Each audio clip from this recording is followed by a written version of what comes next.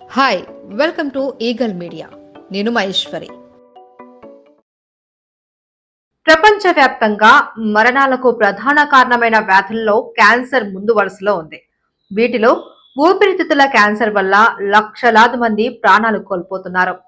ప్రతి ఏటా 1.8 మిలియన్ల మంది ఈ వ్యాధితో మరణిస్తున్నారు. ఈ నేపథ్యంలో ప్రపంచంలోనే తొలిసారిగా ఊపిరితిత్తుల క్యాన్సర్ కు బ్రిటన్ పరిశోధకుల బృందం టీకా రూపొందించింది.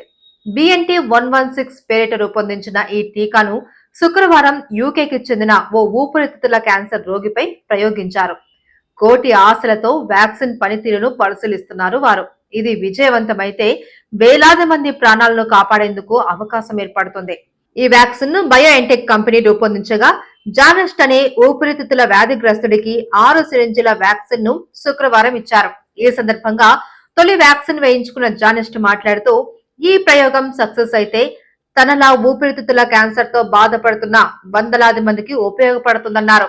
వ్యాక్సిన్ ప్రయోగంలో తాను మొదటి వ్యక్తినా లేక 100 వ్యక్తినా అనే విషయంలో తనకు పట్టింపు లేదని అన్నారు.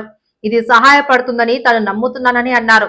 వ్యాక్సిన్ వేగంగా ఊపిరితిత్తుకి వెళితే ఇతర రోగుల ప్రాణాలు కాపాడవచ్చని పేర్కొన్నారు.